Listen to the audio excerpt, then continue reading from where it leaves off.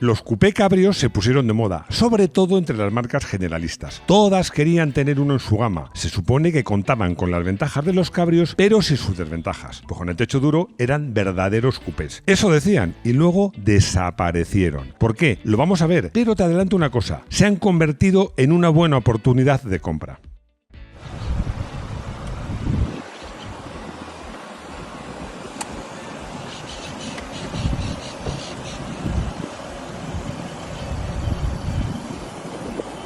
Bienvenidos a Garaje Hermético. Enciérrate con nosotros.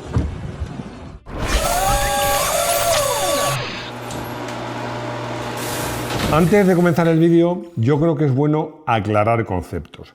¿Qué diferencia hay entre descapotable, convertible, cabrio, spider o spider con Y con I latina, las dos valen, roadster y targa? ¿Y qué es exactamente un CC o un cabrio coupé? Hay otras denominaciones que yo considero más bien inventos de las marcas. Por ejemplo, drop top, soft top, speedster y otros inventos parecidos.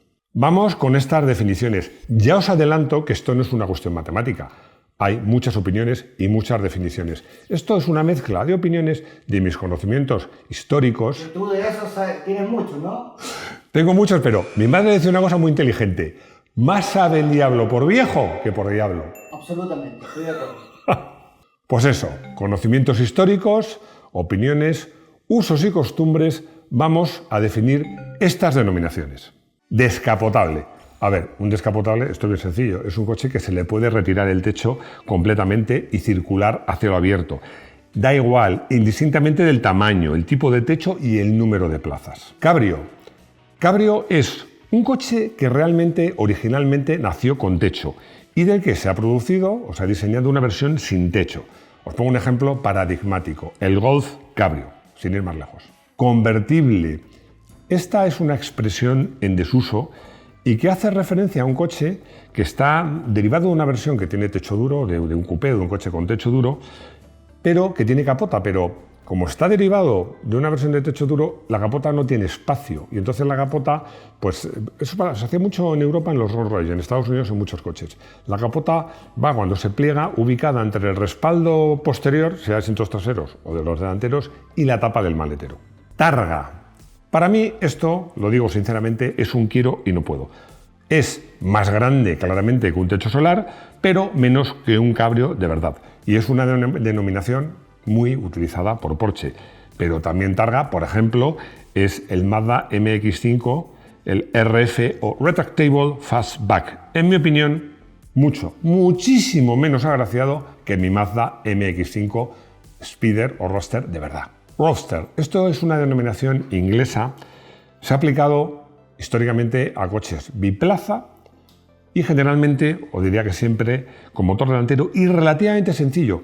Ojo, esto último no siempre es así, porque hay coches grandes, pesados, sofisticados que usan esta denominación.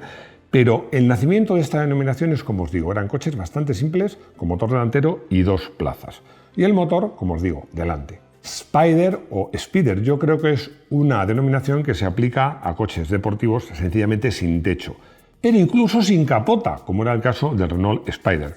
Rodrigo, seguro que te acuerdas de esa anécdota que te conté del Spider, ¿no? Uy, me está entrando la edad porque no me acuerdo. A ver, dale. Qué raro. Es que me acuerdo que me dejaron un Renault Spider para probar, yo me lo llevé el fin de semana, pero cuando volvía, este coche no tenía capota, ni retráctil ni de ningún tipo. Y cuando volví el lunes estaba lloviendo. Entonces mi pareja de entonces iba con un paraguas, íbamos así como si fuéramos en moto, muy pegados al parabrisas, y cuando llegamos a un semáforo y parábamos, ella desplegaba el paraguas. Claro, la gente nos miraba como diciendo, estos, con tal de presumir de coche, están dispuestos a todo. Pues no, es que no tenía capota. Hay matices, porque un Spider o Spider no tiene por qué ser simple y, sobre todo, no tiene por qué tener el motor delantero. Se puede llamar Spider, por ejemplo, Alfa Romeo lo hace mucho a coches con motor delantero, pero también, por ejemplo, Ferrari lo hace a coches con motor central. Coupé cabrio, que son los que nos interesan. Son coches generalmente, no siempre, derivados de coches con techo que llevan un techo que tiene que ser, para ser denominado coupé cabrio, duro, de chapa o de plástico, pero duro, no vale de lona, y además electrificado, o sea, que sea eléctrico. Muchos de ellos, tampoco todos, pero muchos de ellos son coches que conservan 4 o hasta 5 plazas. Y en general, con menos caché que un Roadster o un Spider. ¿Por qué han pasado de moda? La respuesta a esta pregunta la tengo clarísima. No tengo ni idea. Realmente, si tengo que buscar una sola razón, no se me ocurre ninguna, porque como os he dicho, y si no os lo digo ahora, eran coches relativamente prácticos, porque es verdad que eran descapotables, pero con su techo metálico o duro, porque alguno era de plástico, puesto, pues tenían las ventajas de un coupé en cuanto a aislamiento y, bueno, como os digo, además solían conservar 4 o 5 plazas, o sea que eran coches relativamente prácticos. A mí, para su desaparición, se me ocurren unas cuantas razones.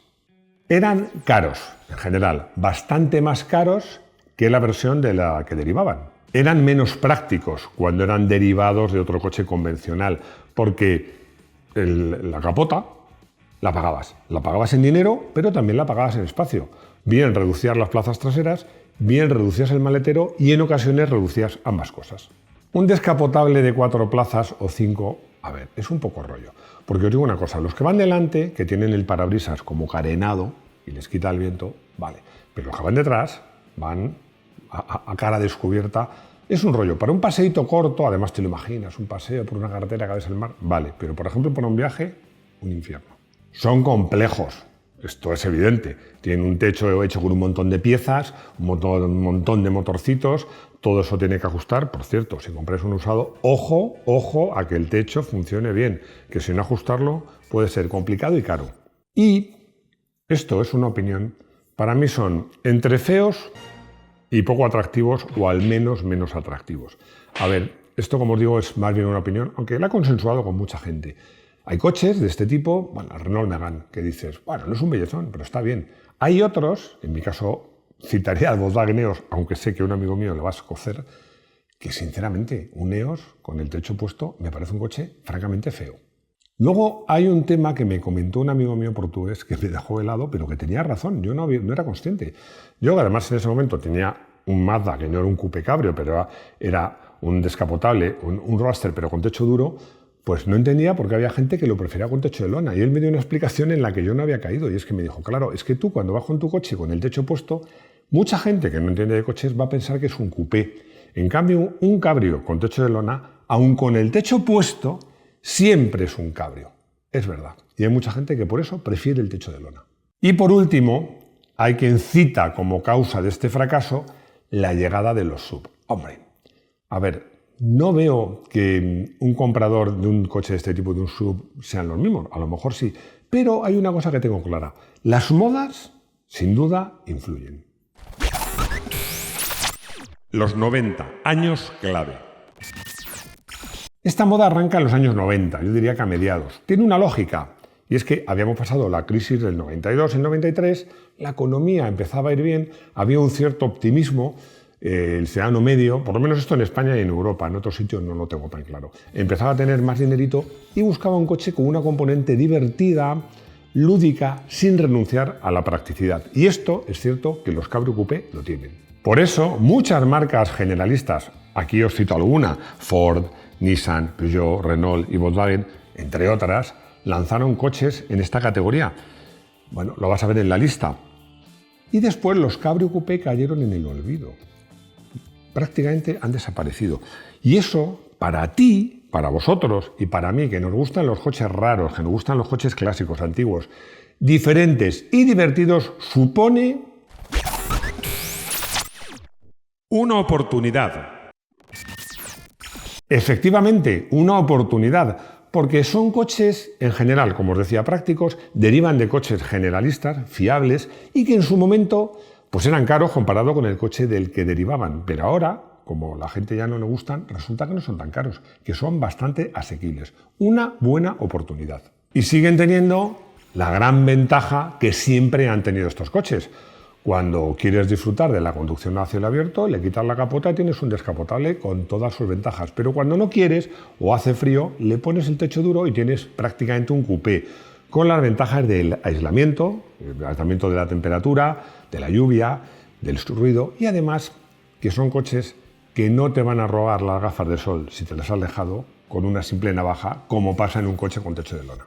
Así que como consideramos que estos coches son una oportunidad, hemos preparado una lista con 10 coches que nos parecen recomendables, aconsejables o a tener en cuenta. A ver qué os parecen. Renault Megane Coupé Cabriolet 2002-2016.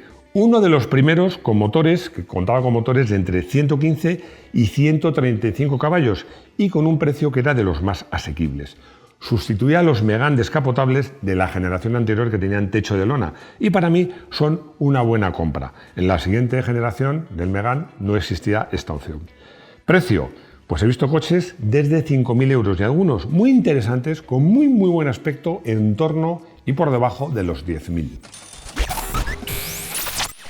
Peugeot 307 cc 2004-2010. A Peugeot le ha ido muy bien con el 206 cc, así que decidió lanzar una versión de este tipo, pero por arriba de su gama, y lanzó el 307, con motorizaciones que comenzaban en torno a los 110 caballos y acababan en los 180. Bueno, fue un coche que se utilizó, esto es una cosa bastante rara, en el Mundial de Rallys, entre el año 2004 y 2005. Bueno, también se utilizó el Fiat 124 Spider Abarth, que era descapotable, aunque con un techo de chapa soldado. Bueno, para mí, este Peugeot, no el Fiat, para mi gusto es un coche bastante feo.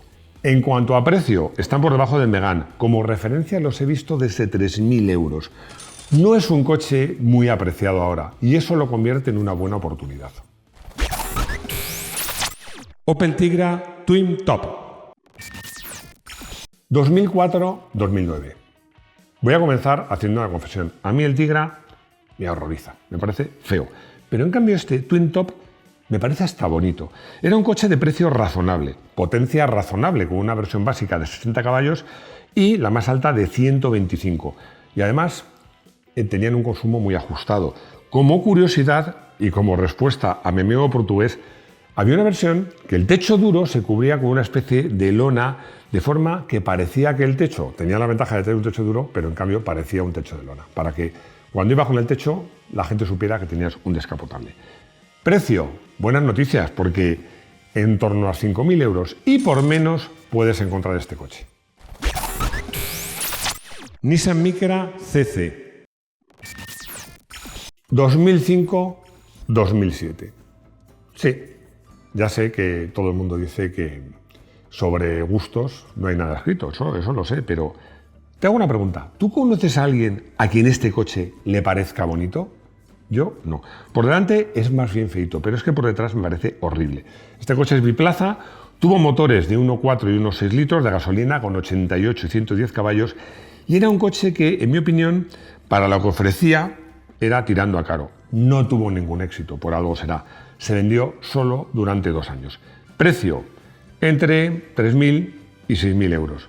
No es un coche que corra, no es muy bonito, pero es barato y es muy fiable. Ford Focus Coupé Cabriolet 2006-2011. De todos los coches de esta lista, a mí este coche me parece de los más bonitos. Y es que tiene lógica, es que este diseño lo hizo nada menos que Pininfarina. El techo duro era enorme y necesitaba más o en torno a medio minuto, ojo, que medio minuto te parecerá poco, pero es un mundo, para ponerlo y quitarlo. Y en algunos casos creo que dio problemas. Su rigidez no era ejemplar y contaba con motores de 100 caballos y de 145. Para mí, con 100 caballos, más que suficiente. Precio, bueno, es un coche bonito y barato y que por poco más de 6.000 euros encuentras unidades con muy buena pinta. Opel Astra Twin Top 2006-2011. Este Astra para mí es de los más bonitos y además con una ventaja que respecto al Ford yo considero que es bastante más rígido. Contaba con motores desde 105 caballos hasta 200 y tuvo un sucesor pero que tuvo techo de lona. El precio, su precio es muy competitivo porque está por debajo del Renault y para mí es una buena oportunidad porque de todos los coches que hay aquí, y además se encuentra la versión de 200 caballos, me parece de los más interesantes. Volkswagen EOS 2006-2015. el Volkswagen EOS quería ser, bueno, pues el coche ideal, porque era un Golf que a la vez era descapotable y además era coupé. Eso es lo que quería ser, pero no lo fue. Fue un fracaso. Bueno, fracaso. La verdad es que entre el fracaso y el éxito hay muchos puntos intermedios. A lo mejor no fue un fracaso, pero tampoco fue un gran éxito. Contaba con motores de entre 122 y 121 caballos. No voy a ser polémico, quiero cerrar este tema. Yo no voy a decir que sea feo, pero era un poquito, digamos, inatractivo. Inconvenientes, bueno, el precio, porque en coches usados Volkswagen es sinónimo de caro. Esto es así. Y este coche, para encontrar uno que valga la pena, hay que desembolsar por lo menos 10.000 euros y en algunos casos bastante más. Volvo C70. 2006-2011. En el caso de este Volvo hemos hecho una excepción, una pequeña excepción, porque la verdad es que Volvo es una marca inequívocamente premium. La generación anterior tuvo un cabrio, pero con techo de lona. Es un coche para mí bonito, es rápido, tenía motores de entre 140 y 220 caballos y con la exclusividad de una marca premium como es Volvo. Bueno, el precio, ya sabéis que lo premium se paga, pero estos coches es que los encuentran a su precio igual o incluso inferior en ocasiones a un EOS, a partir de 8 o 9.000 euros. Para mí, no hay color. Peugeot 207 CC. 2007-2012. Este modelo gustó mucho al público, lo gustó mucho al público. A mí nunca me ha gustado este coche. Eran 4 plazas, de precio interesante y motores entre 110 y 155 caballos. Fue el último de su especie, el último Peugeot Coupé Cabrio. En cuanto a precio, bueno, arrancan en 5.000 euros, pero es un coche que yo creo que merece la pena gastar un poco más por encontrar una unidad más moderna, pues con menos kilómetros y gastarte, pues eso, 7 u 8.000 euros. Renault Wind. 2010-2013. A ver, si de esta lista tuviésemos que elegir el coche, no quiero decir la palabra feo, pero menos bonito, pues de esta lista la verdad es que habría un duelo complicado entre el Renault y el Micra. Pero bueno, es un coche que no deja de tener su gracia. Contaba con motores de entre 100 y 133 caballos y como curiosidad hubo una versión deportiva Gordini. El precio, bueno, los encuentras a partir de 7.000 euros. Son más caros porque, ojo, de esta lista de los coches más modernos. Me reafirmo en lo dicho, estos coches son una buena oportunidad para comprar un coche más que clásico, preclásico. Eso sí, ya sabéis que yo soy muy honesto y muy sincero. Es una categoría que ha desaparecido, pero sinceramente yo no los voy a echar de menos. Para coche del día quería elegir uno de esta lista. Bueno, he puesto en el guión que no era fácil. Yo creo que sí, porque el que más me gusta con diferencia es el Volvo C70. Bueno, no solo por ser premium, es que a mí de esta lista me parece francamente de los más bonitos.